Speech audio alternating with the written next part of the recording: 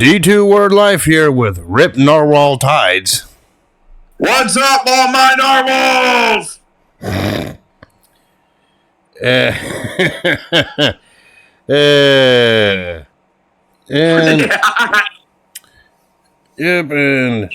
today we are reviewing the 2024 Survivor Series, dubbed the Survivor Series War Games, like it is every year now.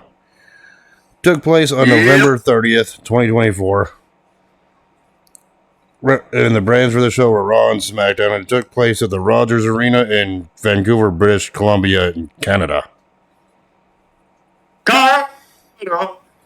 You know what's funny? This ain't the first Survivor Series that we're reviewing that took place in Canada. Yes, there's nothing that went wrong. And of course, the commentators for this event was your boy Michael Cole and Corey Graves, as well calling the action. Your boy Michael Cole, because you liked him in that orange singlet. No. You want Michael Cole to come out of retirement to wrestle one more match, don't you? Oh, I know you do. We know that's your. We know that will be your favorite moment. No, that'll be your favorite moment because you'd be like, no. Anyway, let's talk about the main card here. The first match was the Women's War Games match. It was Team Rhea, or like I call it, Team Ripley, which was Rhea Ripley, Bianca Belair, Naomi, Bayley, and Io Sky against Team Morgan, which is Liv Morgan, Nia Jax, your woman Tiffany Stratton, Raquel Rodriguez, and Candice LeRae in the War Games match. It was Team Rhea and Team Liv. And we all know Rhea Ripley's been having this rivalry with Liv Morgan over the Women's World Championship in recent months. Yep. Yeah, and I'm not going to go through every entrance here one by one, but let's briefly talk about freaking Rhea Ripley's mask that she was wearing. It was sick as fuck. It looked like a mask with was it ram horns and demon horns on it as well. Yeah, that's what I said. It's fucking sick as fuck. Yeah, it looked like something the Viking Raiders would wear, but it still looked badass to me. Yeah, it matched with her entrance as well. Yes. Yeah, and of course, the War Games had the two rings with a big cage for them to fight in. And just like every War Games match, two people start the match from opposing teams. One of them has the advantage, and the match doesn't officially start till all members of one team. All members of both teams were in the cage.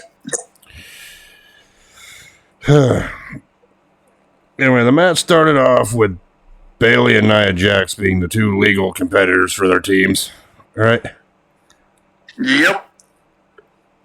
Oh, yeah, and every 3 minutes a new member would come in, right? On one of the teams. Every 5 minutes.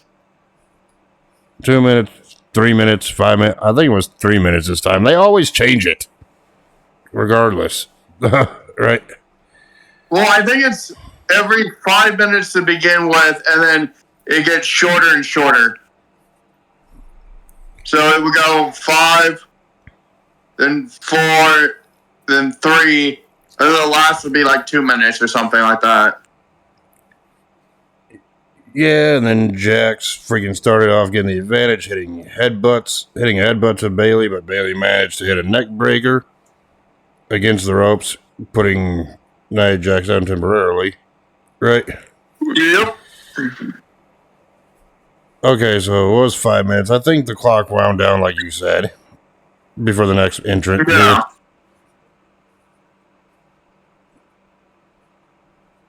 And then Bayley was going for an elbow, and Jax knocked Bayley down with an elbow instead. Yeah, and then at one point Bayley jumped off the top and hit a Hurricane Run on Jax that looked impressive. Yeah. Then Bailey decided, okay, I'm going to take my leather jacket off that ring attire she was wearing, the jacket she was wearing for a ring attire, and nailed friggin' Jax with it a few times. Obviously, there's no disqualifications in these matches. Right? Yeah. Why do you think they always bring weapons in? Yeah, but then Jax got a hold of it, but Jax came back and got a hold of that leather jacket or ring attire that Bailey had. She started hitting Bailey across the back with it. Pretty much, Jax was in control during this portion. It was just a matter of surviving, right? Yeah. It's like Jackson hit a running hip attack between the two rings onto freaking Bailey as well. Yeah, and then she also but then Bailey came back and hit a running knee onto Jax, right? Yeah. Shortly afterwards. Of course, Jackson hit a running cross-body attack, and then Jax sent Bailey into the cage, causing more damage. Jax also hit another running hip attack on Bailey against the cage as well. And while this was going on, the clock was counting down to the next entrant. Yep. For Rhea's team, which the next entrance was Naomi, who ironically November 30th was Naomi's birthday. Yep, she's a November baby like me.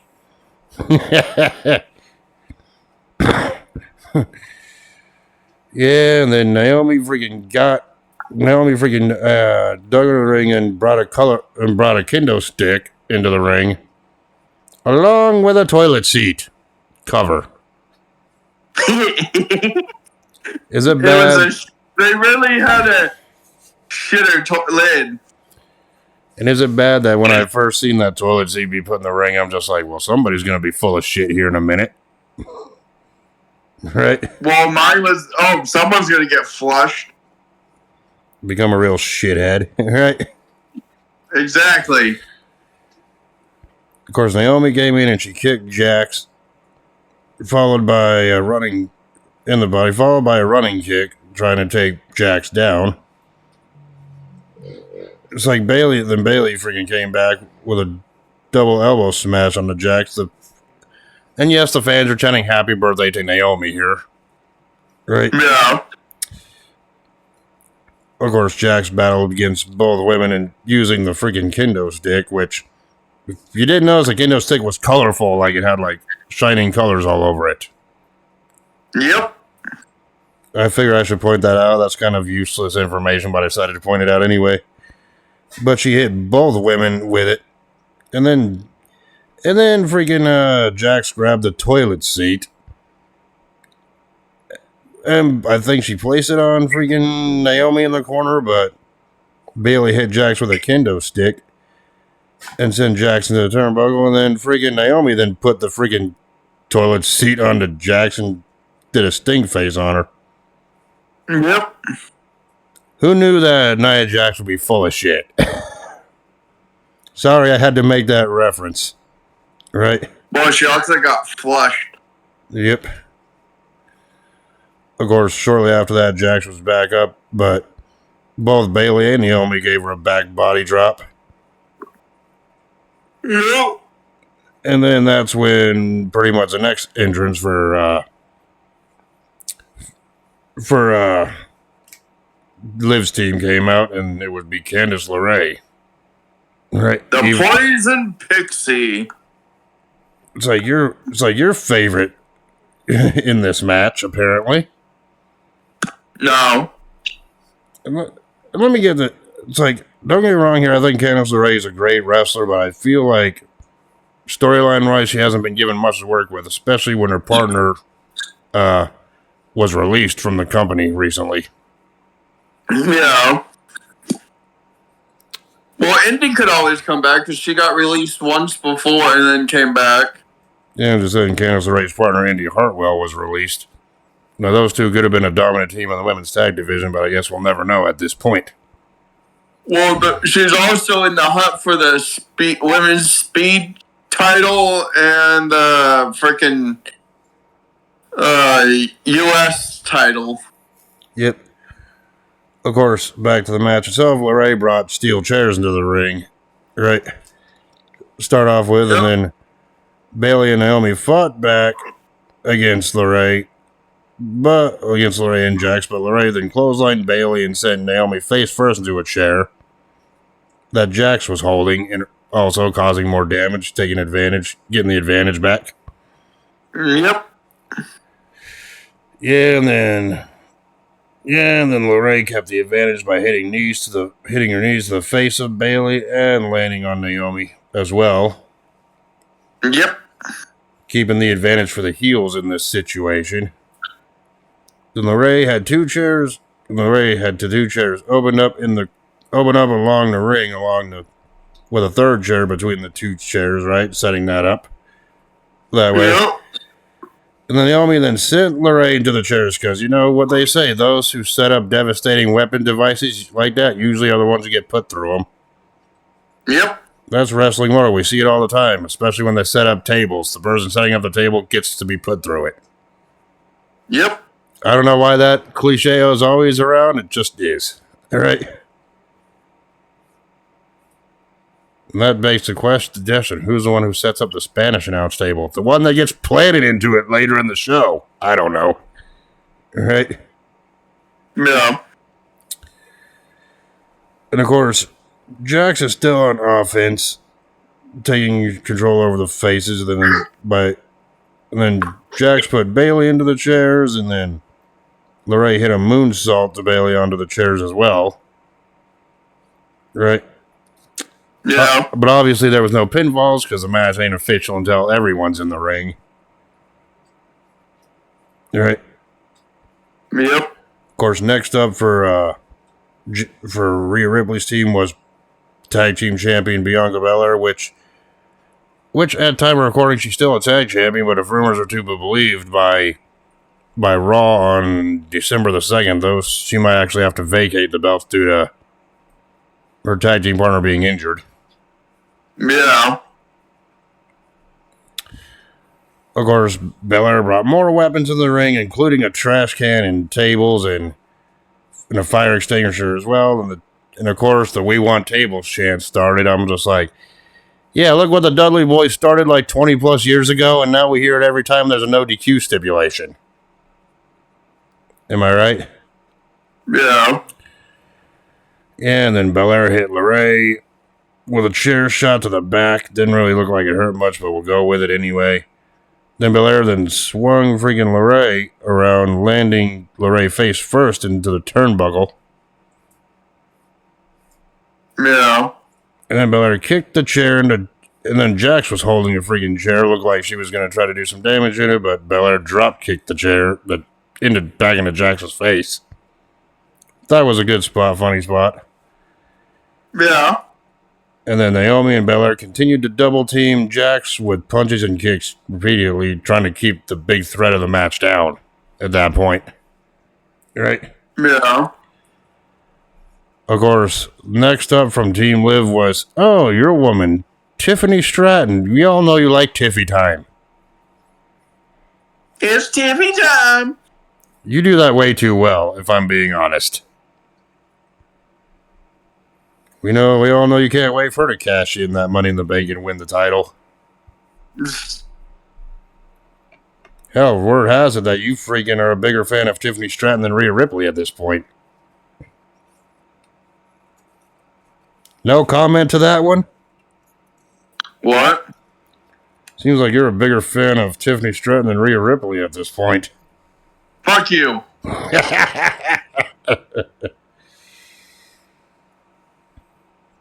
Fuck you, bitch. Of course, Tiffany, despite her heel alignment, was actually cheered by the crowd too, by the way. Funny how that is. Right? Yeah. Of course, Stratton came in and delivered like shots with a trash can lid to Belair and Naomi. And including giving Naomi a spine buster shortly afterwards. Right? Yeah. Yeah, and she also hit a back elbow onto Belair as well, keeping control, and then Stratton and Jax double teamed Bailey. leading to Jax hitting a clothesline to Bailey as well. Yep. So obviously the heels were in control at this point. Yep. And then Stratton held Naomi into a backslide position, which Jax then hit a freaking leg drop on Naomi, and everyone was confused at first. They're like, wait, there's no pinfalls right now. Oh, it's a double team move. Right? Yeah. Which is effective. And then Stratton then hit a blockbuster / Samoan drop combo with Jax onto Belair, sitting Belair down afterwards for a bit. Yeah. And then Naomi was hitting freaking Jax with a steel chair while Stratton was dropkick Bailey down, trying to fight back the way they can. Of course, the next one to come out for Rhea Ripley's team was freaking Io Sky, who was a veteran of these War Games matches, competing in every single women's War Games match there's been, right? Well, she's 2-0. Well, now she's 3-0. Yeah, dating all the way. I think Io Sky also competed in the women's War Games match dating back to her NXT days, but that was her first one. Yeah. And then her second one was, I think, 2020? Yeah, I know she was involved in the women's War Games match last year where her team of Damage Control lost. Or was that in 2022? I'm not totally sure. But I'm pretty sure someone will correct me later. I'll just look it up, right? Yeah. Of course, Sky didn't get into the ring right away. Instead, she found a trash can from under the ring and harnessed and put that trash can over her shoulder, harnessing it while climbing to the top of the cage. Right? Did you see that it had pretty colors? We all know you like the pretty color trash. Oh, right? We all know you do. Of course, Io Sky did not use that trash can right away. As soon as she got up, the opposing team was attacking her, even though she was fighting back. But she eventually made her way back into the cage. Right? Yeah, Candace was attacking her. Yeah, and Candace actually wanted to try to bring Io Sky down with a suplex, but Sky avoided it. Yep. And then Sky tried a sunset power bomb onto LeRae as well, but it didn't. But it slipped. It was kind of botched. Anyways, LeRae was still hanging onto the cage. I noticed. Well, she fucking just dropped her ass right down the top turnbuckle. Yeah, but Sky came back hitting a missile dropkick on LeRae instead, getting her off the cage. All right. Yeah. Yeah, and then Sky and Stratton took turns doing gymnastic moves to avoid each other, which, yeah, it looked impressive from a visual standpoint. Like, even Sky just knows, like, touche, right? Yeah, because Tiffany is like, oh, I can do that too. Of course, Stratton then went to go for a kick, but missed it, and then Sky hit Stratton with a chair to the back, putting Stratton down. Yeah. Tiffany also hit Sky also hit a running knees on Tiffany Stratton and LeRae as well, staying in control. But then Jax got back up and hit a forearm smash to Sky, knocking her down. Yep. Ending any momentum Io Sky had at this moment. Of course, Bailey came back and hit Jax with a kendo stick, taking her down as well. Yeah. Of course, that's when next for Liv Morgan's team was Raquel Rodriguez, the recent turncoat. All right. Yep. Yeah, and then Raquel grabbed a table from under the ring. But the interesting part was she didn't even bother putting the table into the ring. She just got into the ring anyway without the weapon. Yeah, but she later regretted. But yeah, the fans hated this because they wanted to see tables, and that's just a little tease by the heels that they do. Creative. Because I've seen the heels take the tables out, and the fans all cheer only for them to put it back under the ring. this time just straight up just leaves it there ringside, like, nope, screw you, I ain't putting it in. Right? Yeah. Of course, Raquel then tossed Sky into the cage and then slammed Naomi as well down, showing her dominance in this match. Of course, it's like Bayley and then Belair went after Raquel with punches, but Jax made the save for Raquel as well, trying to keep the advantage for the heels here. Yeah, and then Jax and Raquel sent the two opponents into the steel cage with force and velocity. And they did it again after sending Belair and Bayley into the cage as well. Then Jax and Raquel hit a double powerbomb to the cage along with powerbombs to their opponents as well. They were standing tall pretty much at this point. Yeah. And at this point, you were thinking to yourself, yep, I hope Nia Jax's team wins. No. We all know that was what you thought. No. Of course, the last person to enter for Team Rhea was next, or Team Ripley was next, and that was Rhea Ripley and her badass looking mask. Right? Yeah. And Ripley brought in a second table to the ring. Ripley brought in the table that was taken out by Raquel. And then went for another table. She went and got another table, and freaking Raquel's like, no, just got jaw jack. Yeah. Of course, Ripley, but then Ripley was able to get advantage on all three of the women that opposed her here. And then Naomi freaking jumped off the ropes and hit a neck breaker on Raquel as well, and the Jax. Right? Yep. Then Ripley actually took that toilet seat and hit Raquel with it, breaking it in the process. Right? Yep. But then Stratton tried to battle back by hitting Rhea with a steel chair to the back. Of course, then Belair decided to use her hair brace to hit Lorraine in the body, causing welts. That looks devastating, I swear. Every time we see that, right? Yeah. Of course, then the Rail came back, taking down Bayley and Naomi. Or taking down Bayley, but then Naomi freaking fought back, hitting a bulldog to Raquel onto the toilet seat. Yep. So I'm like, okay, now we seen someone got. Now because of that, we seen someone that was full of shit, got flushed, and now shit-faced. Yep. Yes, I'm just making up these puns to be funny, right? But then Jax came back and clotheslined Naomi here.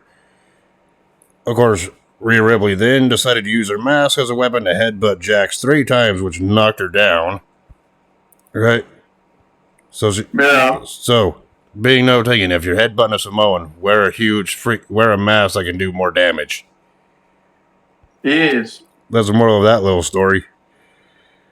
And by that point, the clock ticked down for the final competitor, who was Liv Morgan, which Liv Morgan was hesitant to enter the match at first, knowing Rhea Ripley and her team were the only ones standing tall at this point. Right? Yeah. And Liv Morgan then looked like she was going to be chicken and just went backstage, only to return to the ring with a baseball bat. Right? Yeah. All decked out Liv Morgan style. Right? Yeah. And then when Liv entered the ring, the door was shut with the referee locked, and then the War Games match officially began because all competitors were in the ring. Yep. Yeah, and then the referees and the rules decided, okay, made it clear. The first team to get a pinfall or submission wins. Right? Yeah. And if any teammate freaking escapes the cage for any reason, their team forfeits. Which that would be a bullshit way to end a War Games match anyway, but there you go. Right? Yeah. Yeah, when Rhea Ripley was staring down Liv Morgan, it was at that point she decided, I'm going to take my mask off, revealing that war paint she had on under it. Right? Yeah. Yeah, but Morgan's partners there were able to help and stop the onslaught. But that was when Rhea Ripley was held by all three heels to allow Liv Morgan to nail freaking Rhea with the baseball bat in the midsection a couple times, or in the ribs a couple times, I should say. And also midsection, ribs, chest, the back, boobs, the back as well, right? Yep. But then Liv Morgan got an idea. It's like, produced a pair of handcuffs. She goes, I'm a freaking handcuff Rhea Ripley to the ring rope. That way she ain't a factor in this match. Well, before Candace freaking dragged her ass towards the ropes. Rope for the corner. Yeah, and that's when Liv Morgan pulled out handcuffs that she had. Yep. Yeah, and they tried to cuff Ripley to the ring rope, but that backfired because Ripley avoided it. That's when Sky came in and hit a missile drop kick on Jax, and then Stratton did the double foot stomp to Sky.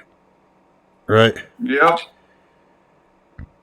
Yeah, then Rhea Ripley freaking got the advantage when she hit a knee on Stratton, but then LeRae immediately came in and hit a DDT on Ripley, ending that little bit of momentum she was building. Yeah. I mean, this match at this point could have gone either way. Right? Yep. Hi. Yeah, and then Belair came back, threw LeRae into the cage, but Raquel came in and hit a spinning slam on Belair, meaning it was kind of like a back and forth game of cat and mouse. The other team had the advantage for very long at this sequence. Right? Yeah. Yeah, and then Naomi came in and hit a freaking sit-out facebuster on Raquel, but then Liv came in, jumped off the metal turnbuckle with a code breaker on Naomi. And then Bayley then hit a sunset flip on Liv into the turnbuckle. And then Jackson got back up and hit a Samoan drop on Bayley for the 2 count. So it was kind of big. So it was kind of big move, 2 count. That's what we were talking about here. Yeah. Then Io Sky climbed all the way to the top of the cage where she plays the trash can, right? Meanwhile, on the other side of the ring, Stratton climbed up to the top of the cage as well. Right? Yeah.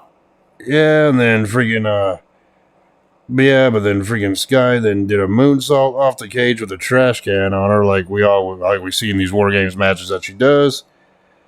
Well, at the same time, Stratton did a Swanton bomb off the other side of the cage, taking their teammates out. Which seeing that double spot at the same time was impressive to see. I don't think I'd be the one doing that, though. I don't like heights. Right?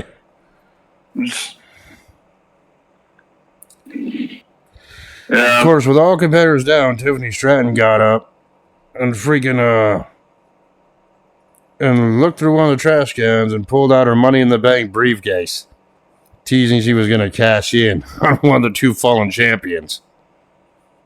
Yeah. But that did not happen.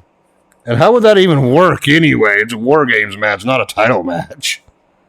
She would cash it. It doesn't matter. You can cash in Money in the Bank at any time. Yeah, if they actually pulled that one out, that would be history making, wouldn't it? Cashing in for a title match in the middle of a match? And what would happen if freaking Stratton would win? Would she only win the title, or would her team also win the War Games match? So many questions left unanswered. Am I right? Yeah. Of course, we wouldn't know an answer to that because Raquel got in Stratton's face wondering what the hell she was doing, ending that possibility, right? Yeah. Of course, that's when Sky decided to use a fire extinguisher to spray both of them, right? Yep. Which blinded both of them, and then Raquel ended up getting handcuffed on the top rope instead. In all the confusion in the melee, right? Yeah. which pretty much took Raquel Rodriguez out for the rest of the match. Of course, that's when Jax ran over freaking Ripley with a shoulder tackle, putting Ripley down once again. Yeah, and then Belair got a hold of LeRae by the turnbuckle, and LeRae went went into the top rope.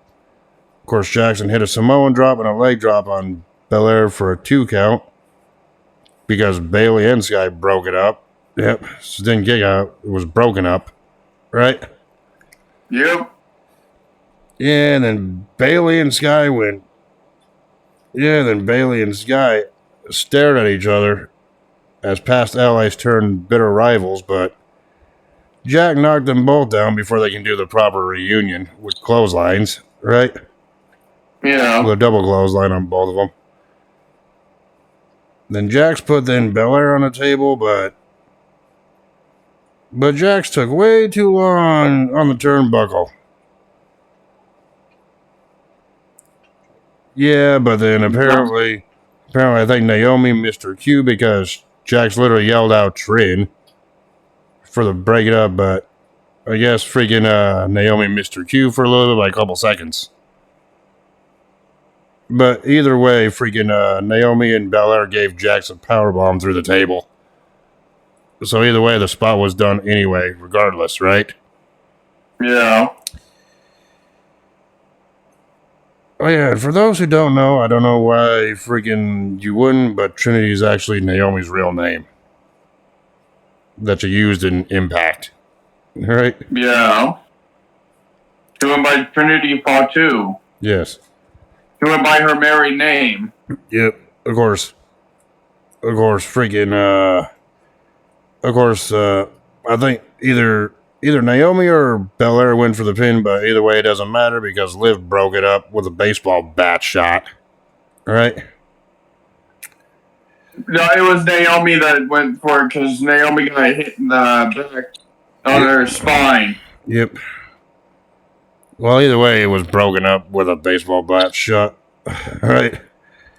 Yeah. And then Belair then went after Morgan, and Raquel managed to kick Belair down.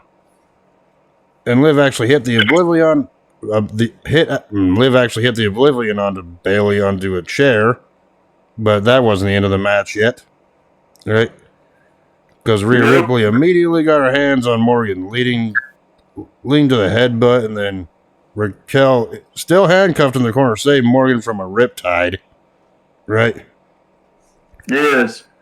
Or from a U, I should say. I'm always going to say that joke. Get used to it. Right?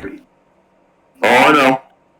Of course, Liv did battle back when she hit a code breaker onto a chair on Liv.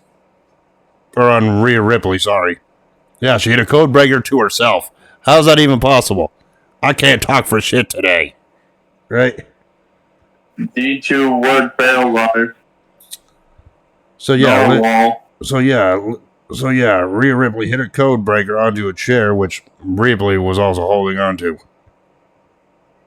Of course, then Liv went up to the top while Rhea was on the table and looked like she was going to try and move, but Rhea Ripley stopped that by heading up to the top rope herself.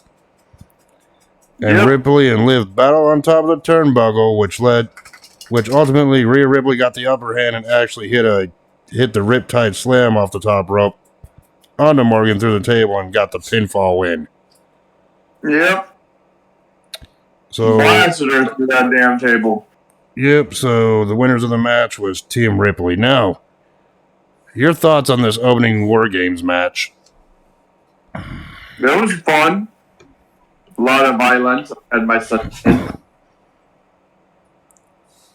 And you know, somewhere in the back, you think JD McDonough was watching this War Games match and having flashbacks to last year? Most likely. I still remember the ending of that match when you were like, yeah, he went from JD McDonough to JD McDead. Yeah, because that was funny as hell. They threw him off the top rope, the top of the cage, and fucking Randy Orton just RKO'd his ass. I'm like, well, JD McDumbass became JD McDead. Yeah, and if you want to hear our first the first time we actually said that, you can watch the Survivor Series 2023 review that we did, or listen to it at least. Right?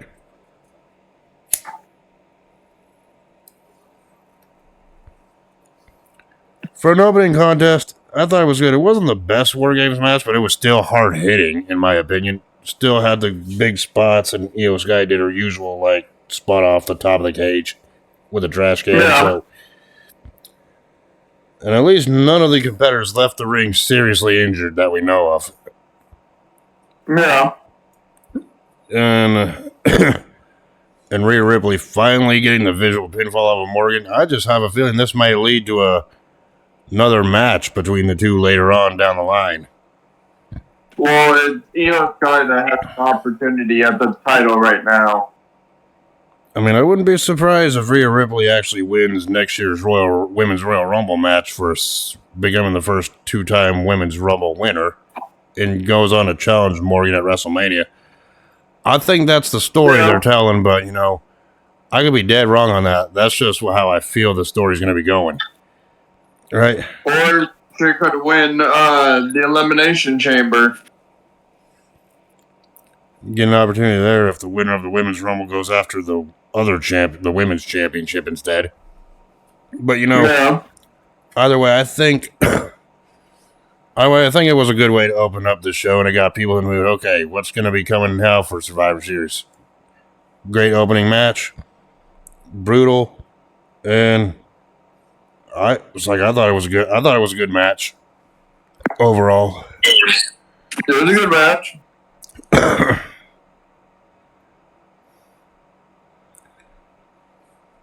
Of course, after the match, all five of the winners climbed up to the top of the cage to celebrate their win in a great visual.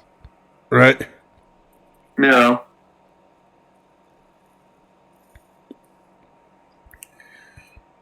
Of course, we found out afterwards that, after the match, we found out about the Elimination Chamber 2025 going to be taking place on March 1st in Toronto of next year. John Cena's last Elimination Chamber. So, yeah, that's going to be on March 1st of next year, so we're going to be uploading that review on the 2nd of March right, of next year, so that's a future upload. Right? Yep.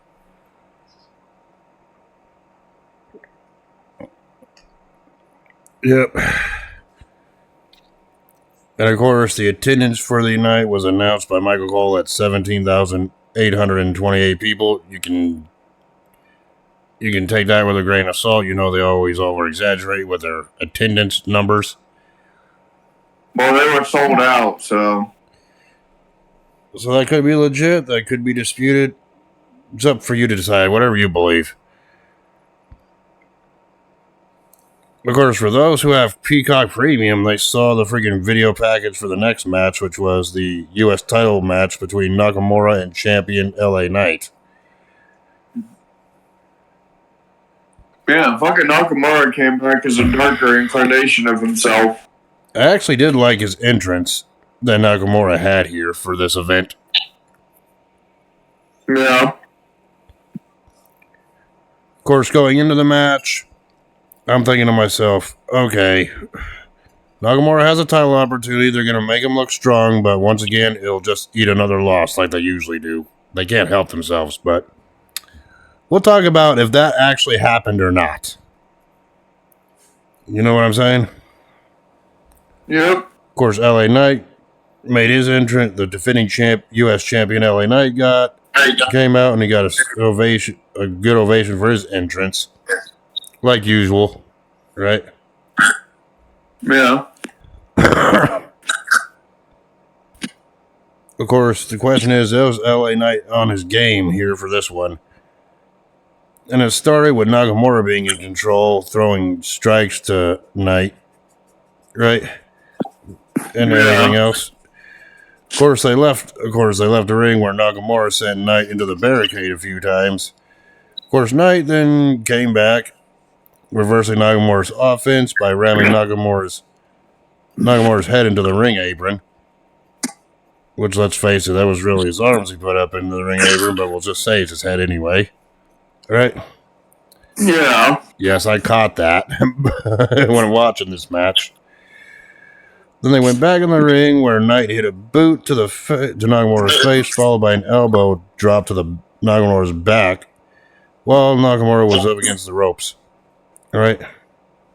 Yeah. Of course, Nakamura battled back by sitting Knight face first into the turnbuckle. Then Nakamura hit an elbow strike, followed by a drop kick for a 2 count. Yep. And I'm thinking to myself, okay, is Nakamura actually going to win this one because of his darker character here? Or is it just going to be, Nakamura gets the offense and then loses, but who knows, because it's always start, stop, push with him, you know what I mean? We've seen him many times over the years. Right? Yep. Yeah, but then Nakamura then hit a running knee lift to the ribs while Knight was against the turnbuckle in the corner, right? Yeah. Yeah, the Nakamura then again charged that night, which led to Knight hitting a stun gun onto the top rope, reversing Nakamura's momentum. Right? Yeah, the LA Knight then hit a DDT for a 2 count, because let's face it, this ain't the 1980s. A DDT never really wins a match anymore. Sorry, Jake Roberts. I feel like I had to point that one out, right? Uh-huh. Of course, Nakamura then came back and hit a kick to the chest of Knight, but Knight came back with a... Knight freaking ended that momentum by hitting a burning hammer slam for a 2 count onto Nakamura. Yep.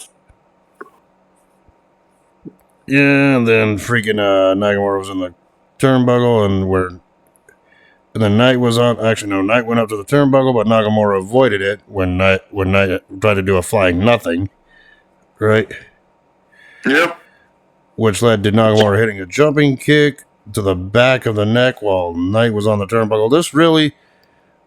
Knight didn't really look like he was on his game here. Because I guess, and leading up to it, Nakamura was playing all these mind games with LA Knight here. No, LA Knight wasn't on his game because he dropped the title right at the beginning instead of doing what he normally did. 7 years of bad luck right there. Yeah. During Knight's injury, he accidentally dropped the championship to the floor, and that was a symbol. That could have been a symbolism. Right? Yeah. Then Nakamura gave LA Knight a reverse freaking exploder off the top rope and got a 2 count. Right. Nakamura then charged again, but Knight avoided him, and then Knight hit a spinning slam. But then Knight went up to the top rope and jumped off the top rope with an elbow drop. Right. Yep. Knight then teased a blunt force trauma finisher onto Nakamura, but Nakamura fell out of the ring, thus couldn't do the move. Great heel tactic there when they're in trouble. Right? Yeah. So yeah, they were out of the ring. Between the 2 rings, they only fought in the 1 ring, but technically in this match, going into that ring is considered out of bounds. Right? Yeah. And then Knight tried to do a suplex, but Nakamura freaking gouged the LA's Knight's eye and hit a reverse DDT onto the little piece of steel that was between the 2 rings. Right? And that was the beginning of the end, because as soon as freaking Nakamura got back into the ring that they were fighting in, Nakamura actually hit a running Kinshasa knee to the back of the head of Knight and got the pinfall win. So thus, Shinsuke Nakamura became the new United States champion. Your thoughts on this match? It was decent. I actually found that to be shocking. I thought LA Knight was going to retain. No, I could tell that he was off his game. And that just proves if you're a champion going into the match and you accidentally drop your championship during your entrance, that's a curse that you're going to lose. Not necessarily. It's just that Nakamura was playing mind games with him with the entire time, and then that just stayed inside his head. I'd rather go with my theory on that one. Dropping your belt is a freaking curse that you're going to lose. Hey, Riptidz, next title defense, maybe you should drop the championship on the floor by accident. No, I am going to retain my title, and you will not get it back, and neither will Matt. Oh, for those who don't know, yeah, we have a little Fortnite championship that we defend on Twitter. Or not Twitter, Twitch. Right? Yes. That he's eventually going to lose. Gotta play mind games with this guy. But you know, we're not doing that right now. We're You try to play mind games with me, but it always backfires. Oh, yeah, and if you lose it to Matt coming up, yeah, I'm gonna laugh. Because I'll be like, I got the winner, and this is gonna be the shortest reign ever. No. But anyway, I thought the match was okay. For what it was. Nakamura winning did kind of surprise me. Now it's just a matter of where they're going to go with it from here, knowing that Nakamura now is a U.S. champion for a third time. Yeah. Is he going to have a great lengthy run, or is it just going to be another mediocre run? I think this time he's going to do better because this is a darker, more edgier version of himself. Yes. Of course, after the match, Shinsuke Nakamura celebrated with the U.S. Championship, putting over his win. I think the match was all right. Could have been a little bit better, but then again, I'm happy that they're giving Nakamura this push that was well overdue at this point. Well, it was a decent match for his return. Yeah, and I kind of like this darker side of Shinsuke Nakamura. Hopefully they take advantage of it. It's reminiscent to his New Japan persona that he had when he was wrestling there. Yep. And of course, backstage, we go to the Alpha Academy promoting those True Classic t-shirts. Yeah, but you also forgot the one where they were also promoting the War Games where they were saying, Jay Uso from Yeet University, Jimmy Uso from No Yeet University. I think they did that right before the main event. I'm just remembering it in order. Of course, Alpha Academy was back there promoting the True Classic t-shirts, which is a big gag as Otis came out wearing a shirt, but he didn't have any pants. No, what was funny is like, fuck it, what the fuck is that dude's name? Alta Tozawa? Yeah, Tozawa, yeah.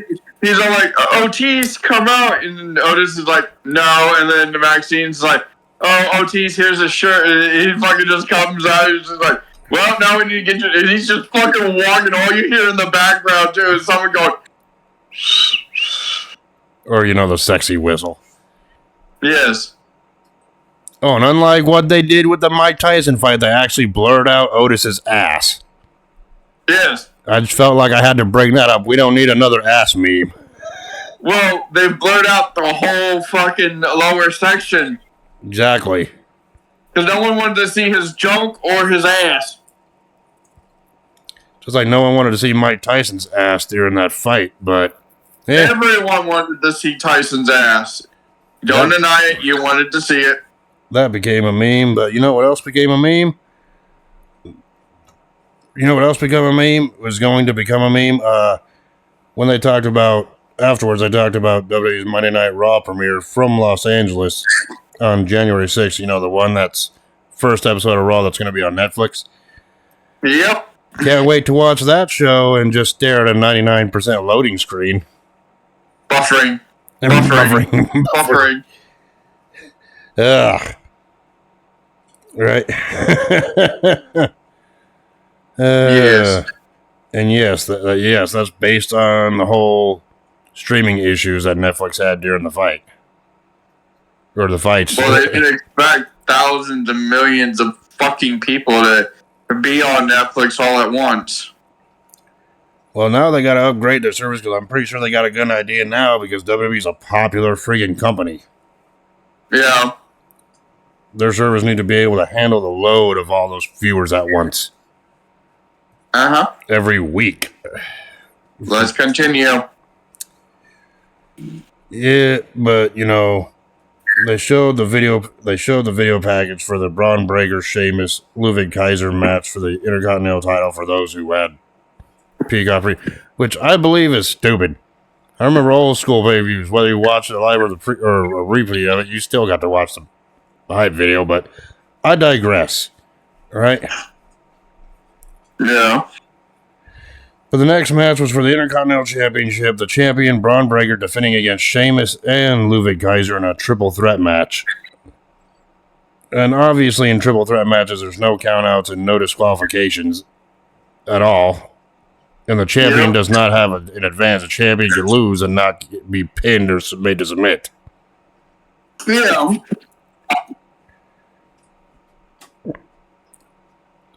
Yeah, and then after all three men made their entrances, Braun was the first one in control over Sheamus with a overhead suplex. Kaiser brought a chair into the ring to try to do some damage, but Braun knocked it out of his hands, and then Braun hit a clothesline. Kaiser managed to get some offense on both guys, including hitting Braun with a running drop kick by the ropes. Yeah. And then Kaiser then set up a chair against the turnbuckle, but Braun and Sheamus came back and just stared freaking Kaiser down and delivered a beatdown to Kaiser with some double team moves, right? And strikes, right? Yeah. Of course, Braun knocked Kaiser down with a shoulder tackle, and then Sheamus went for the forearms on Kaiser, but Braun stopped that and clotheslined Sheamus, thus putting the temporary alliance to death. Yeah. And plus, in triple threat matches, there's no alliances. There's only temporary team-ups against a third person. That's it. Yep. Of course, then Kaiser then hit a sliding drop kick while Braun was on the floor out there. And then Kaiser then drop kicked Sheamus into the steel steps, and then he sent Sheamus into the commentary table as well. Yep.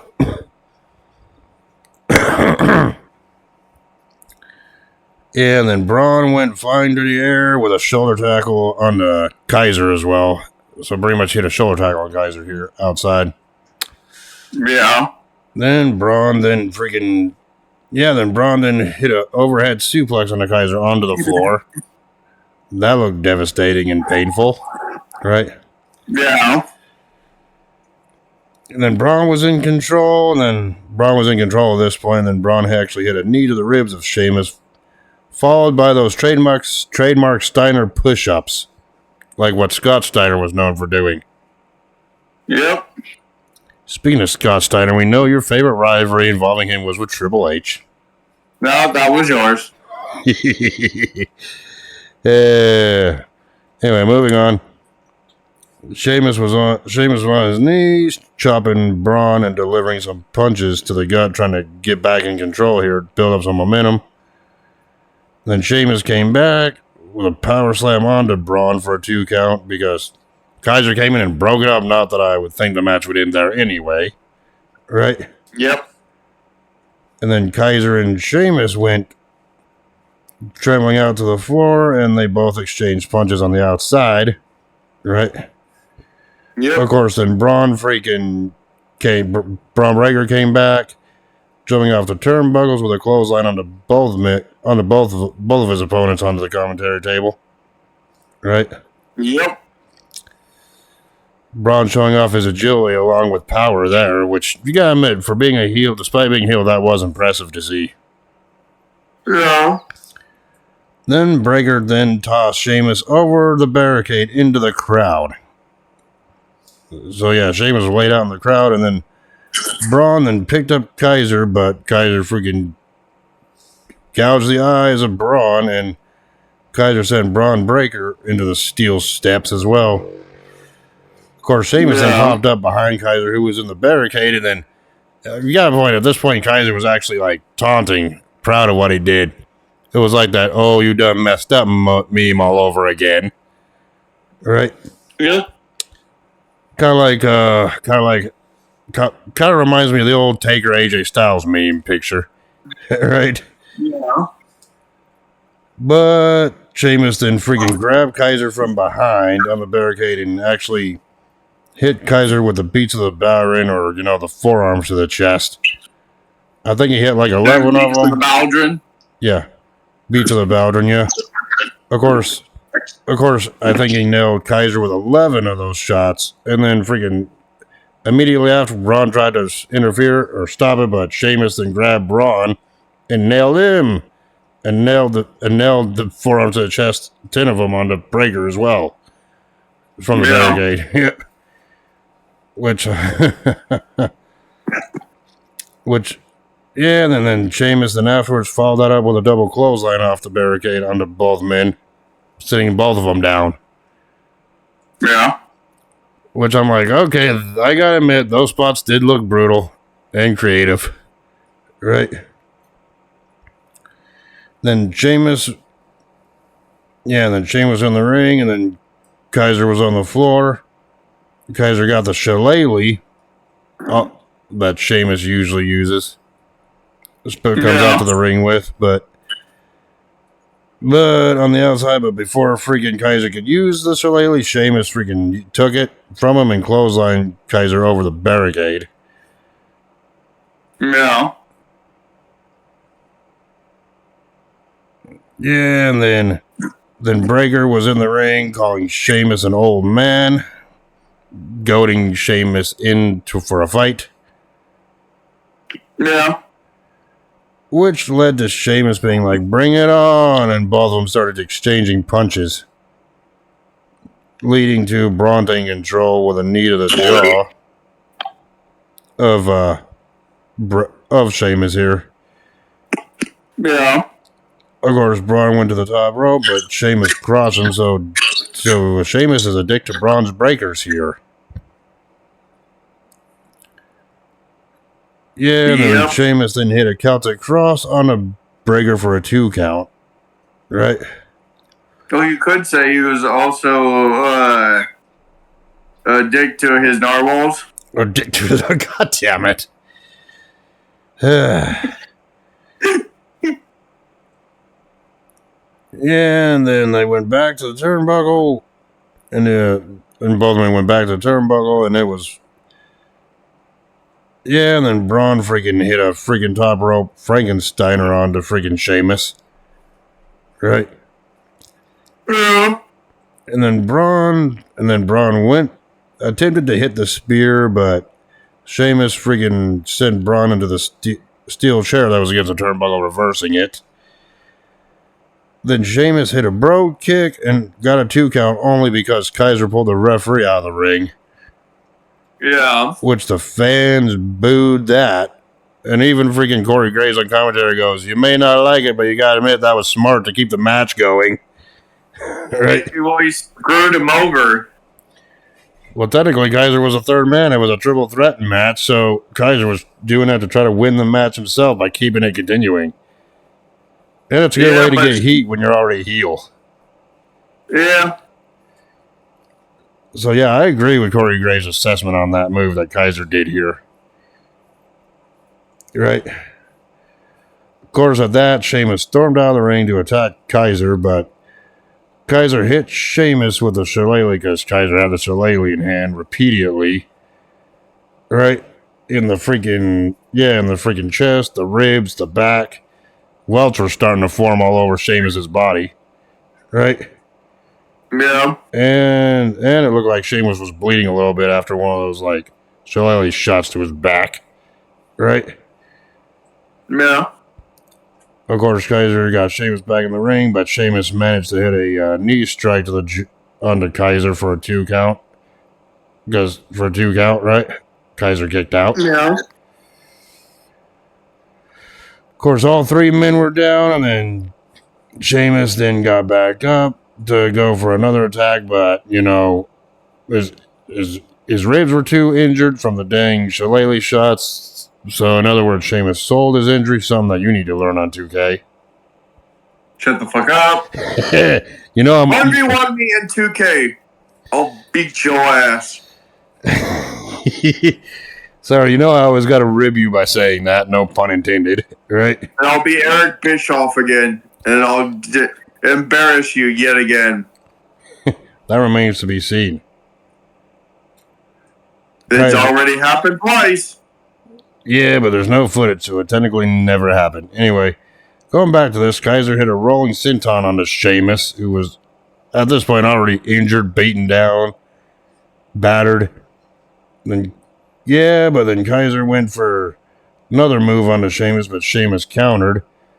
Of course, Kaiser hit him in the ribs, and Kaiser then hit a DDT on the Sheamus, putting Sheamus down even more.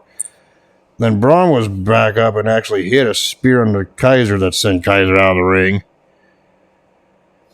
And with a pissed off Braun Breaker set up in the corner, measuring Sheamus. And Sheamus was slow to get back up to his feet, but we knew the end was coming. And as soon as Sheamus friggin' turned around, Braun Breaker nailed Sheamus with a massive spear, and Breaker pinned Sheamus to win the match. And to retain the Intercontinental Championship. Your thoughts on this triple threat? That's okay. Was it the best triple threat match I've seen? No. Was it a hard-hitting one? You're damn right it was. I think this could lead eventually to like a maybe a little mini feud between Kaiser and Sheamus before Sheamus gets back into contention to face Braun Breaker one-on-one for the title, though. Well, he only needs to win that title, and then he'll be a Grand Slam champion. Yeah, it didn't happen here at Survivor Series, but I have a feeling that could happen well before friggin' Sheamus retires. Yeah. Maybe if they book Sheamus to face Braun Breaker at WrestleMania next year and have Sheamus win that one, then the Grand Slam could be complete there at the biggest stage possible. Yeah, that's the only championship that's eluded him right now is the Intercontinental. He's already won the WWE Championship, Heavyweight Championship, Tag Team Championships, and the U.S. title. Yeah, Sheamus pretty much held every single championship that was available to him during his run except for one, and that's the Intercontinental title, a championship that's eluded him recently. Yes. I mean, don't get me wrong. Sheamus has had bangers and bangers competing for the Intercontinental Championship. He just hasn't won it yet.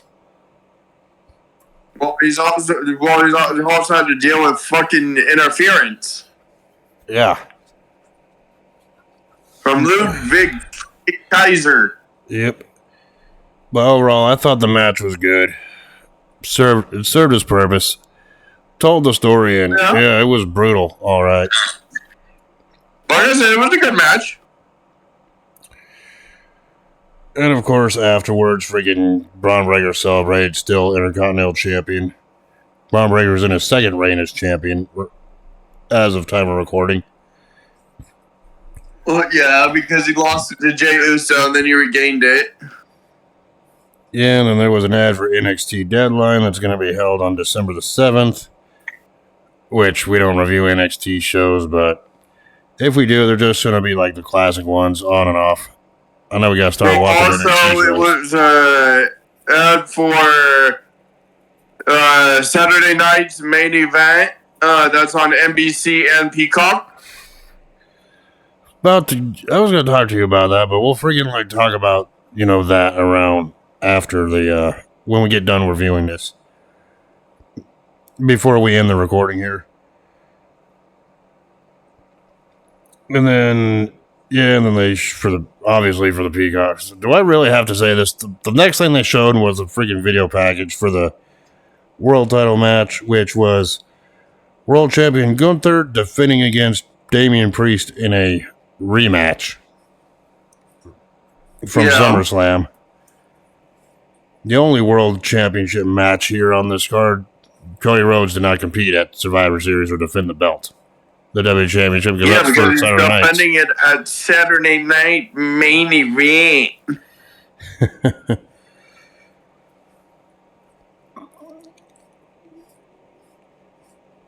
Yeah, and first it was. Yeah, and when the match started off, after both guys made their entrances and announced that this was a world title match, kind of started off slow with both men feeling one another out. I know that sounded really weird, but they were just kind of going through the motions at this point, is a better way to say it. At the start, neither of them had the advantage over the other immediately. That's what I'm trying to say. Right? Yeah. Of course, it really got started when Gunther hit Priest with forearm smashes, followed by Priest hitting shoulder tackle onto Gunther.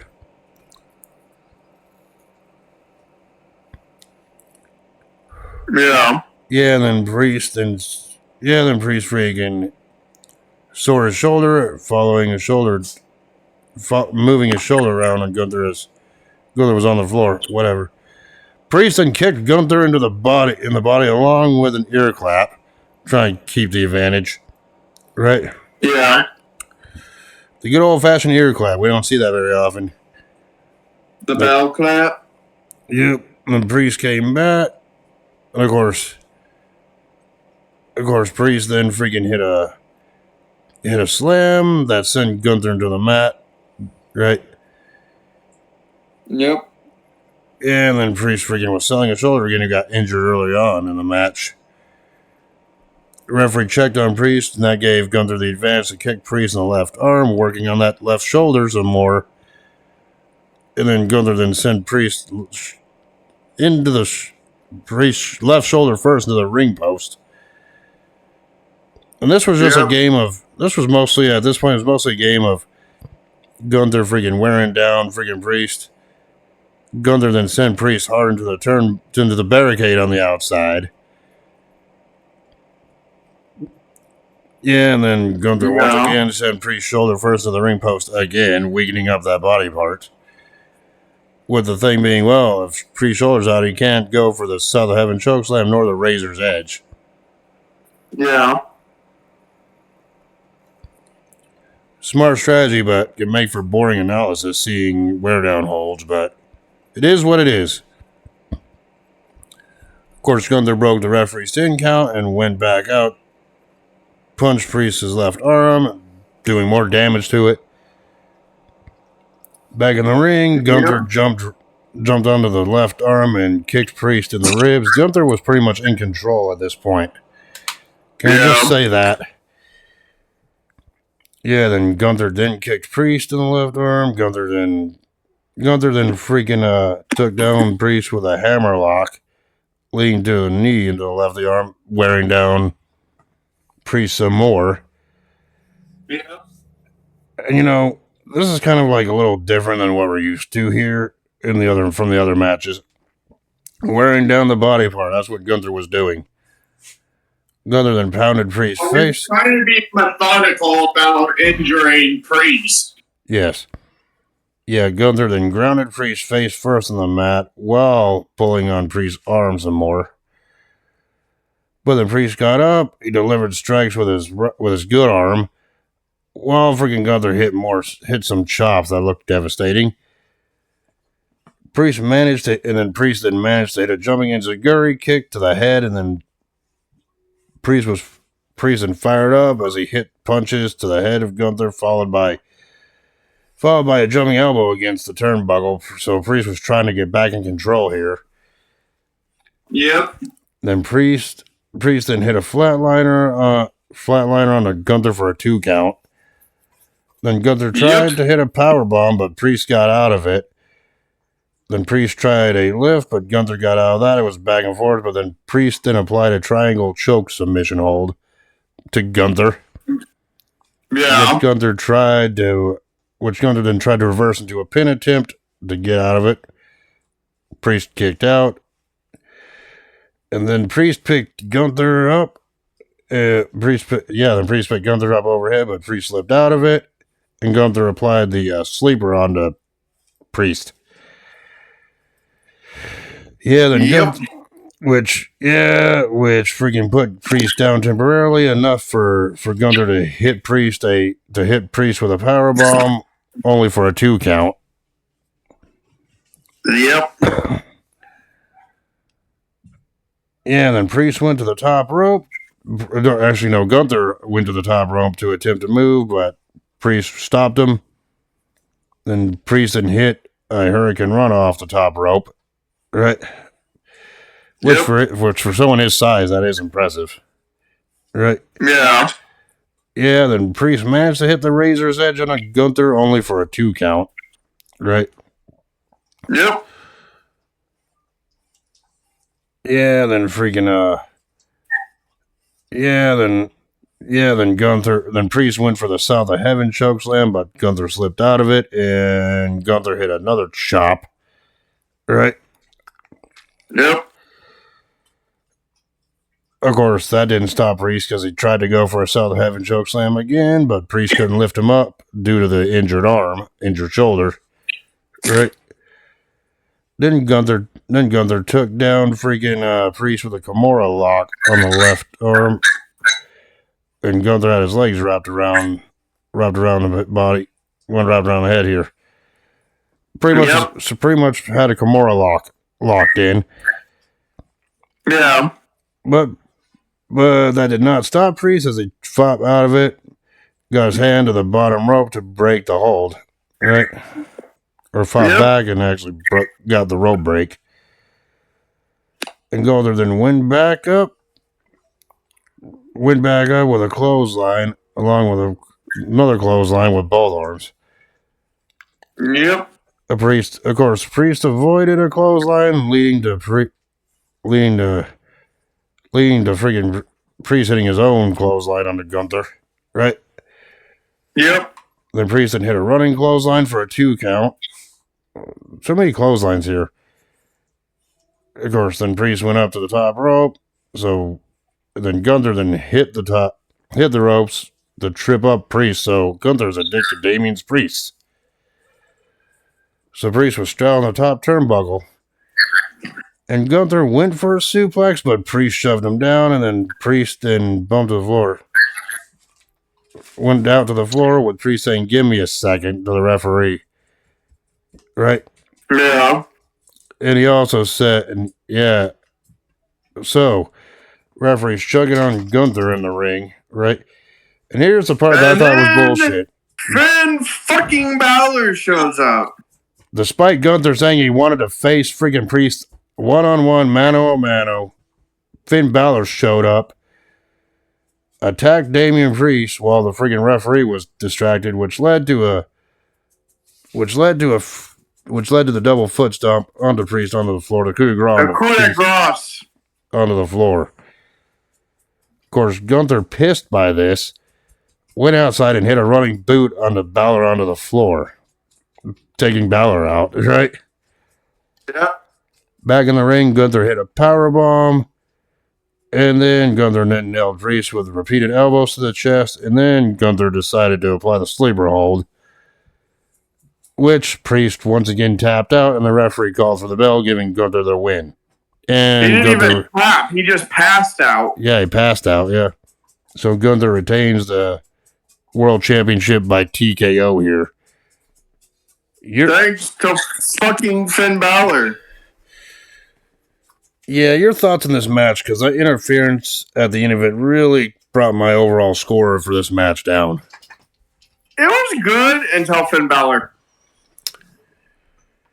So yeah, before the interference, it was a good match. It was kind of like back and forth, and neither man had the advantage for too long, but the ending kind of irked it for me a little bit.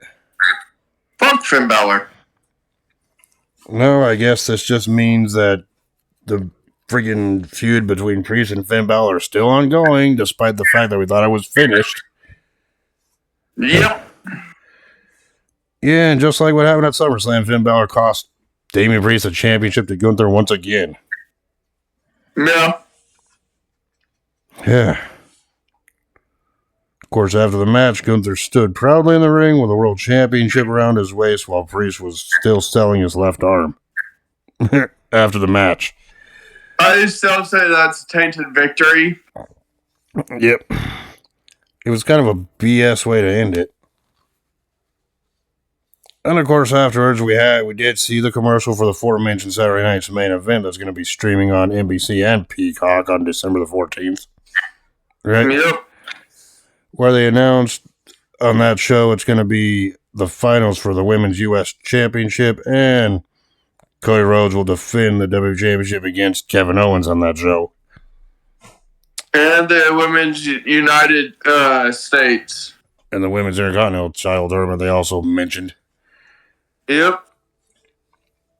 And then they were advertising what was to come on Raw, meaning the Women's Intercontinental title tournament that we saw, plus the New Day's 10-year anniversary. But yeah, with the way that story's been going, I feel like the New Day is going to break up and start their own feud against each other. It's long overdue because Big E isn't there. He was basically the glue that was keeping them together. They were just running on fumes at this point. Yep. And there was a Slim Jim commercial featuring LA Knight and Jey Uso. We all know you love the big, bold, spicy meat sticks. Oh, I know you love putting the big, bold, spicy meat sticks in your mouth. Shit, you eat Slim Jims more than I do. Snap into a Slim Jim. Yeah. Yeah, and then that's when they were, and then afterwards a video aired of all 10 men from the Men War Games match, introducing themselves and, saying what they said. Right? Yep. That you alluded to earlier. And then they aired the video package hyping the main event, which was the Men's War Games match. Right? Yep. Of course, Solo Sikoa led the Bloodline 2.0 and Bronson Reed all as one unit to the ring. Yeah. While everyone from Roman Reigns' team showed up separately. Right? Yep. Which I thought was a better idea anyways, because they were saying, oh, we're all equal. We're not under your leadership. Yep. Of course, Jey Uso got the biggest pop for his entrance because he made his usual entrance to the crowd like usual, and he was the one starting off for his team in the War Games match itself. Right? Well, CM Punk's entrance was amazing too, because he fucking was taking off the bloodline. Yep, so the main event, the Men's War Games match, the OG bloodline, which is Roman Reigns, Sami Zayn, the Usos, and they were teaming up with CM Punk. The best in the world. Taking on the Bloodline 2.0, which is Solo Sikoa, Tama Tonga, Jacob Fatu, Tongalo, and they were teaming with Bronson Reed. You forgot to say he was your tribal chief. Solo Sikoa is your tribal chief. Roman Reigns is mine. I know Solo is yours. You said you will never acknowledge Roman Reigns, so obviously you acknowledge freaking Sikoa here. I acknowledge no one. And I also acknowledge that you're an asshole. And? Of course, I'm stating a fact here, so what's that? So I don't think you're really affected by it. Right? Exactly. Of course, the heel team of the Bloodline 2.0 had the man advantage in this match. Of course, the match started off with Jey Uso and Tama Tonga in the ring as legal competitors here. And of course, they went over the rules of War Games just like they did at the start of the show. I don't have to repeat them here. We already went through that earlier. Yeah. Of course, we should talk about Tama Tonga's entrance. He just ran right into the cage and started crawling all over it from side to side. Yeah. I'm just like, this guy looks like he's nuts. Of course, Tama took his time starting the match here, but Jey worked over. Of course, Jey got the advantage, working over Tama with an uppercut, punches along with an enziguri kick. Yep. Yeah, and then Tama avoided Jey's move, leading to a running clothesline onto Jey. It's like Tama then hit a slam, and then Tama worked over Jey with punches, and then Tama did a slingshot senton onto Jey. Yeah. Of course, Jay did try to battle back with punches onto Tama, but Tonga came back with a whip into the turnbuckle. And then Tama actually hit a running splash along with a pin attempt by instinct, but there is no pins until all competitors are in there. Yeah. It's just one of those things as a wrestler. You instinctively go for a pin, but then it hits you. There's no pins right now. Yeah. Honest mistake, but the fans were relentless, chanting the "you fucked up" chants. Right? Anyway, to remind Tom of what he did. Right? Yep. Of course, Jay then came back with an enziguri kick to the back, along with a running hip attack against the turnbuckle. Right? Yep. Of course, we did the countdown, and the next person to come out for the Bloodline 2.0 was Bronson Reed. Instead of Bloodline 2.0 and the OG Bloodline, I'm just going to call it Team Seagal and Team Reigns at this point, since that's pretty much what we're dealing with. Just say Bloodline and OG. Yeah, whatever. But Bronson Reed came out, and Reed got to the ring, and then Reed freaking put in like 6 chairs into the ring. And even the announcer was like, what's a man like Bronson Reed want to do with any of these freaking weapons? He's a walking weapon himself. Right? And then Jay then threw 2 chairs at Reed, but Reed punched the 3rd chair. And then Reed ran over Jay with a running body attack, putting Jay down. Then Reed beat up Jay with some chair shots to the body, back, whatever you want to call it. And then Reed then slammed Tama into Jay with a little double team. And then Reed then hit a senton splash on the Jay. Jay was pretty much at this point, I need to survive this onslaught. Right? Yep. Yeah, and then Reed and Tama worked over Jay with kicks, repeated kicks, just waiting for the next entrance to come in. Yeah, and then Tama and Reed both hit running splashes on the Jay, but that's when the clock went down for the next entrant for the OG, which was Jimmy Uso coming out. Jay's brother Jimmy here. Yeah. Yeah, then Jay got into the ring and he delivered kicks on both the heels of the opposing team. Yeah, and then he helped his brother Jay up to the ring. Jay up, and both of them hit double team kicks and uppercuts to Reed and Tama here. Yep. Then Jimmy kicked Reed and hit an uppercut to Tama, and then Jimmy then hit a corkscrew moonsault off the top onto both opponents, which looked impressive. Yep. Yeah, and then Jay hit a corner splash on the Reed, and then Jimmy and Jay did the classic 10 punches in the corner to their opponents. Yep. And then the Usos sent freaking Reed crashing into the cage. And that's when the next competitor came out for the Bloodline 2.0 here. Jacob Fatu. Yeah, but it looked like Tonga Low would be next, but Solo said, nope, Jacob Fatu, you're going into the match. Right? Yeah. We'll see. He kept saying during the entire match, I love you, Solo. I could take that out of context right now. I knew you acknowledged Solo. To beat the crap out of you, so yeah. I knew you acknowledged Solo. Right? But yeah, Jacob Fatu entered the match. Yeah, and then Fatu then sent Jimmy over the top into the cage. Then Jay hit a Samoan drop on Fatu, who kipped up, and Fatu then hit a friggin' spinning elbow smash, right? Every time that fool got hit with something, he's just like, I'm back. I'm down. I'm back. Kind of like that one scene from Ed and Eddie. Didn't hurt. Didn't hurt. Smash. Didn't hurt. Right? Exactly. And if you know... Or me in the video games. And if you know the show Ed and Eddie, then you're an OG. Yep. Well, instead of me going over there, I'll send Ed, and Eddie.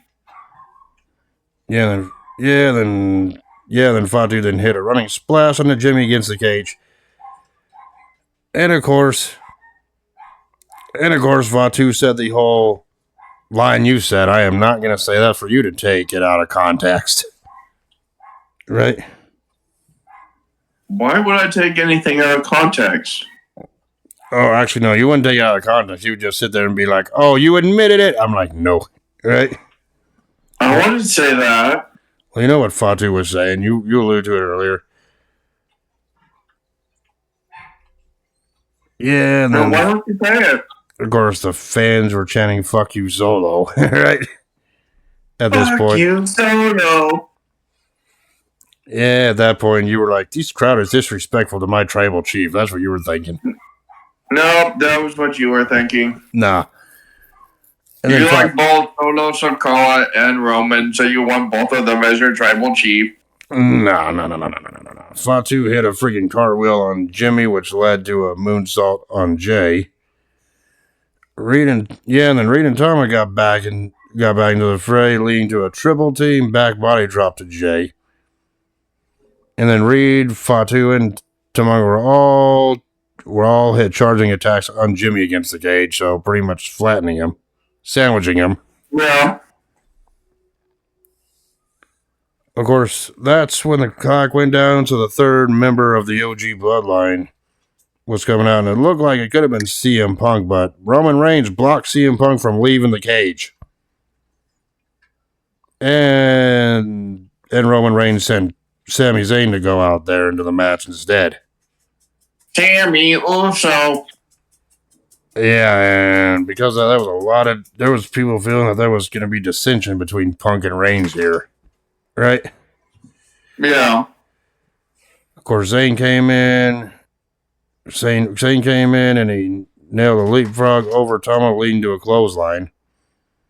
Then Zayn trapped Reed in the turnbuckle and leading to repeated punches onto Reed himself. Yeah, and then that's when they did a shot of Punk being shown in the cage, standing away from Reigns, looking all pissed off. Right? Yeah. Because let's face it, the backstory here is that Reigns does not like or trust CM Punk at all. Right? Yeah. Yeah, and then Zayn tried to hit a crossbody block on Fatu, but Fatu caught him. And then, so Jimmy nailed Fatu with a drop kick. And Zayn and Jimmy did their classic handshake, leading to a hug between the two, which the crowd popped for. Yeah. And the crowd was also chanting Sammy Uso, like you were saying. Sammy Uso. Sammy Uso. Yeah, and then Reed worked over Jimmy with punches, and Fatu then knocked Zayn down. Reed then freaking headbutted Jay down, and then Fatu then hit an implant DDT on Jimmy, which led to the next one to come out. For the Bloodline 2.0, it was Tongaloa. Right? And Lower brought a table into the ring, and then Lower then grabbed another table from under the ring and handed it to Fatu as well. And of course, the heels here had the 4-on-3 advantage. It's like Reed kicked Jay to knock him down, and then Fatu sent Jimmy against the cage. And Lower then splashed Zayn against the cage as well. Then Fatu hit a double jump moonsault off the top rope. Right? Yeah. And for a man his size, it's impressive that he can do all these moves that a cruiserweight would do. If I'm being honest here. He is that crazy. Jacob Fatu is that crazy. Right? Yeah. Well, watch what he does in MLW. He literally, when he joined the freaking Contra unit, he freaking almost set people on fire. Yep. And then Tama hit a running kick on Jimmy, and then that's when the clock went to 0 for the next person. Now, next up was for the OG bloodline here. Freaking Roman Reigns looked like he was going to be the next one to leave, but then CM Punk was like, nope, screw you, I'm going into the match now. Right? Yep. Which left Reigns looking bewildered and a little bit upset or pissed. Right? Yeah. Yeah, then CM Punk went to the steel steps, looked like he was going to get in the ring, but he stopped. And then he went down the floor, and at this point, the fans were kind of booing him a little bit, thinking, what the hell is he doing? But Punk then produced a toolbox from under the ring, and we all know the damage Punk can do with a toolbox. Ask Drew McIntyre, who hasn't been around since. McIntyre. And Drew McIntyre hasn't been around since Hell in a Cell. Bag of bad blood, by the way. Yes. Yeah, and then Punk went to the ring with a toolbox and used it to hit all 4 members of the Bloodline 2.0 team. And then Punk hit Loa with the toolbox repeatedly. Then Punk hit a running knee onto Reed, and Punk hit the running knee on Tama and Fatu as well. Yeah, and then Punk hit a bulldog on Fatu, but Fatu no-sold it. Sound familiar over there? I don't know what you're talking about. So yeah.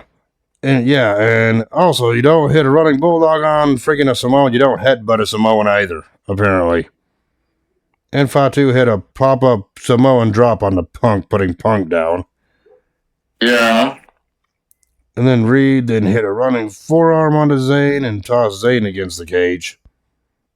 And of course, the Bloodline 2.0 were in control when working over Jay Uso with punches and chops, putting him down.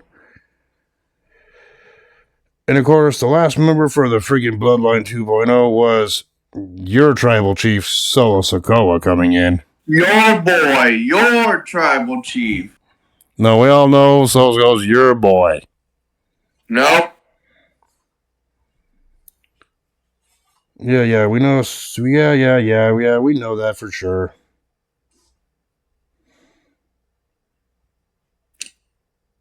Uh-huh. So yeah, Solo Sikoa came in. Your boy, your tribal chief, you acknowledge Solo. Nope. And then Solo left the cage. Solo left his cage and told Reigns he'll show him what a tribal chief is, and you agreed with him. Nope. Right?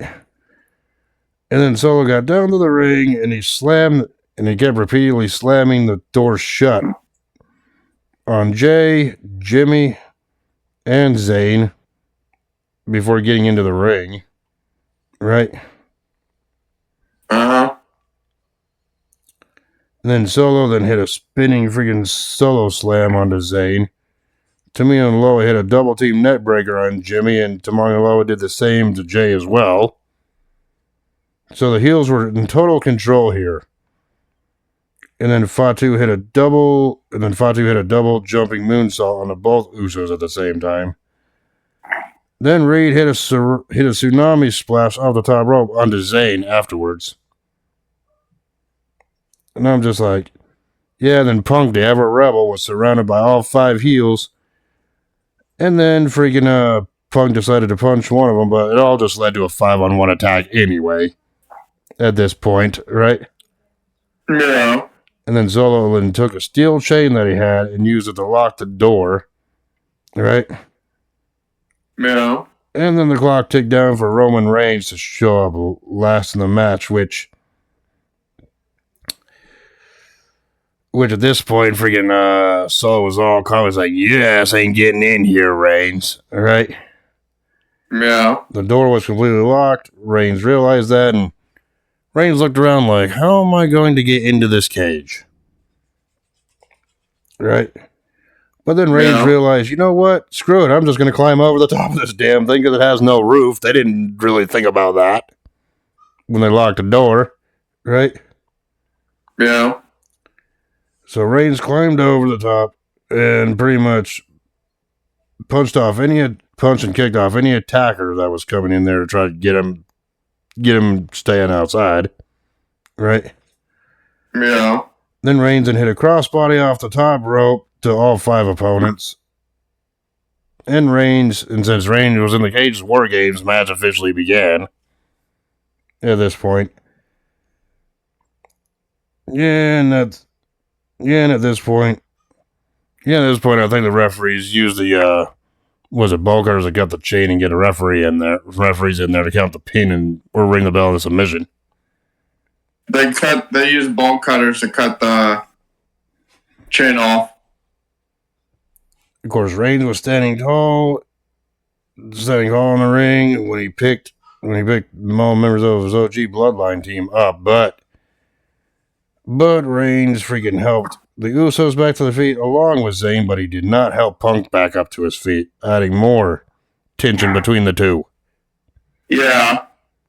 So Punk got up anyway, and he got into Roman's face, looking like they were going to start going to blows against each other. Of course, then Paul Heyman came out to the ring, and Heyman shouted to bring out the best of each other and said, "This is War Games." Right? This is War Games. Said, you guys bring out the best in each other. This is War Games. Do it after. It's like fight each other after if you have to. Right? And then freaking Alicia Taylor announced, "Let the War Games begin." Right? Yep. Of course, the 10 wrestlers faced off and the two rings split. Right? Then they also started fighting in the middle between the two rings. All right. Yep. And then Zayn chopped Reed, followed by Zayn hitting a tornado DDT off the top rope. The Usos hit super kicks to Tama and Loa at the same time. And the Usos went up, and each Uso hit a splash on Tama and Loa at the same time. The double Uso splash. Right? Yeah. Then Fatu headbutted Jay, while Solo sent Jay into the cage afterwards. Yep. Solo and Fatu then faced off against Reigns and Punk in the faraway ring, the second ring. Then Reigns avoided a Samoan spike. Yeah, then Reigns freaking avoided Samoan spike while Punk countered Fatu, and then Punk lifted Fatu up. Yeah, and then Reigns ran the ropes, and then Reigns accidentally hit a spear on Punk when Solo moved out to avoid it. Right? Yep. Then Solo hit the Samoan spike on Reigns for a 2 count, which everyone thought that was going to be in there. He didn't hit him just once, he hit him twice. Yep. Yeah, then Reed hit a Death Valley driver on Punk, and then Fatu went for a move off the top, but slipped. But Fatu was grabbing his right knee like it was hurt, like his knee went out or something. Yeah. Yeah, that was legit, or was selling right there. Then Reed hit a splash on the Punk after that, and then Lower than tossed Jimmy into the steel cage. There was plenty of action everywhere here. And then Fatu stayed against the turnbuckle in front of the cage. And then Fatu was limping around on his bad knee. But then Reigns hit a low blow on Fatu. So Reigns is a dick to Jacob's Fatus. He reigned over his Fatus. Yep. Then Reigns hit a spear on Solo. But before he go to the pin, Reed hit a super kick onto Reigns. And then Reed set Reigns up on the table, and then Reed climbed to the top rope. But then he was like, you know what? I'm going to climb all the way to the top of the cage, right where the platform is. And then Reed went to go jump off the top of the cage with a splash, but then Punk freaking pulled Reigns off the table, causing Reed to hit the... Bronson Reed. So Bronson Reed hit the Tsunami Splash through the table, thus taking him out of the action. All right. It's tsunami, not tsunami. Yeah. Yeah, and the fans were chanting CM Punk, and Reigns looked around like, you actually helped me there? Okay. All right. Yeah. Then Reigns picked Punk up off the mat, helping him onto his feet, and then Fatu was back with a forearm. Fatu came back with a forearm to Reigns, and a super kick to Punk, knocking him down. Then Reigns knocked Fatu down, and then Solo hit the Samoan spike on Reigns, but the Usos broke up the pin with a double super kick. Yeah. Yeah, and then Fatu was hobbling around on his bad knee, and then the Usos hit the 1D on Fatu. I think that put him out. Actually, no. Put him out temporarily, but Fatu tried to get back up, but then Jay put Fatu onto the table. But Lolo came back up and hit Jay with a... And Jay hit Lolo with a spear, right? It's like Tama punched... Yeah, and then Tama came back, punched Jay, and sent Jay into the cage. Right? Yeah, and then Zayn then hit the least devastating move in all sports entertainment, the Blue Thunder Bomb on Tama. Did it work? No, it didn't. It never does. Yes, it did. And it never does, except for that one time in Saudi Arabia on the pre-show. It worked. Of course, then again, Jimmy was on the top rope. Then he went to the top of the cage, just like freaking Bronson Reed did earlier. Except this time... And then Jimmy Uso jumped off with the Uso splash and put Fatu through the table. Fatu did not move out of the way. Right? Nope. Yeah, so Fatu was down and out. And then Zayn picked up both Usos, and they were in the ring where Reigns and Punk were. They went to the ring where Reigns and Punk were. And then Zayn picked Punk back up to his feet while the Usos helped their cousins Reigns up. And then freaking you can hear one of the Usos yell out, "Let's finish this shit." And of course, the only one that was up for the freaking Bloodline 2.0 was your boy Solo, who had that, and it was at this moment he knew he fucked up, right? He's not my boy. Yeah, he's your boy. He was surrounded by the OG Bloodline. Yeah, and then Solo realized that his teammates were down. And Solo still claimed that he was still the tribal chief. So each of the Usos hit a super kick, led to a double super kick on a Solo. Then freaking Zayn hit the haluva kick on a Solo, and then Punk then followed that up with a GTS on Solo, and then Reigns hit the spear on Solo for the 3 count. Yep. Thus making the OG Bloodline and CM Punk the winners. Yep. So your thoughts on this War Games main event? It was good. Yeah, violent as hell. Yeah, I thought it was obviously a great main event. Best main event of the night here. But also at the end of that match, they all hugged, and then the Usos and Sammy hugged CM Punk, and Roman saw that, he thought that something else was going on. Yeah, but in the end, freaking Roman Reigns and CM Punk reluctantly shook hands. And everyone except for CM Punk did the whole bloodline salute while Punk did his go to sleep taunt. Yep. Not only in the ring, but also in the show on the rampway. Right? Yep. Of course, CM Punk, so Paul Heyman after was like, "Now you owe me a favor after this." And all of them were posing at the entranceway, and that's how Survivor Series ended. So, I thought it was a good match. So, that being said, time to get to our favorite portion of our reviews here, and that's our match rating system. Team Ripley winning the Women's War Games match. I give that one 5 out of 5. 5.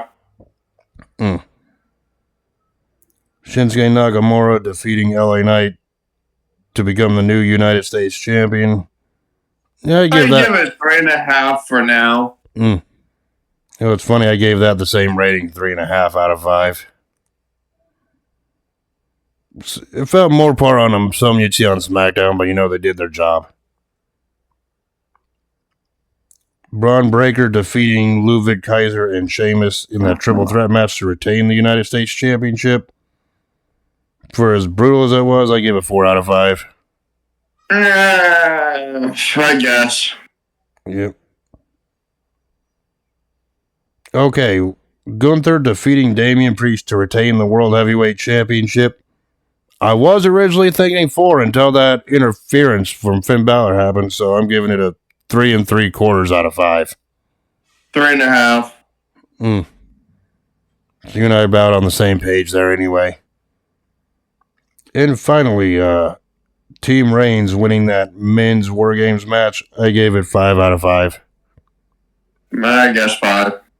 Yep. So my final grade overall for Survivor Series 2024 is a solid high B grade. A. I wouldn't necessarily give it A because of the 2 average matches, but in that world title match, the ending kind of dragged it for me. Of course, if you're going to watch only a couple matches from this recent event, I would just go with the men and women's War Games matches respectively. Yeah.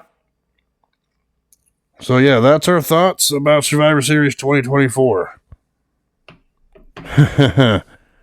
Okay. Now here's the last portion of our review. This coming week, it's your choice of what retro review we are going to do. And oh my god, you son of a bitch, you fucking asshole, lay it down on me. What are we reviewing this week? Saudi Arabia 2018. What event? It's Saudi Arabia, that's the event. Yeah, like what's the pay-per-view name? It's Crown Jewel. You're making me... fuck that main event. You're gonna make me watch a shitty main event and shitty wrestling all around. You motherfucker, I've never seen that match in its entirety and I don't even fucking want to acknowledge its existence. Too bad. Asshole. What's new, Buttercup?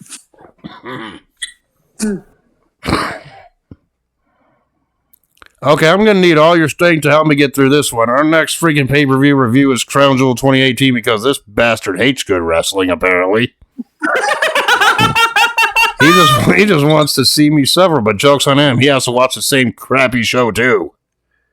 I'm just watching the world burn, and I'm just making it go faster. And then now, if I was you, I'd be very afraid for the following week, asshole, because you'll give me time to think about the next show after that. Oh, Lord help me with this one. Anyway, I hope you enjoyed our review of Survivor Series 2024, and we'll catch you all in the next one. Peace. Deuces.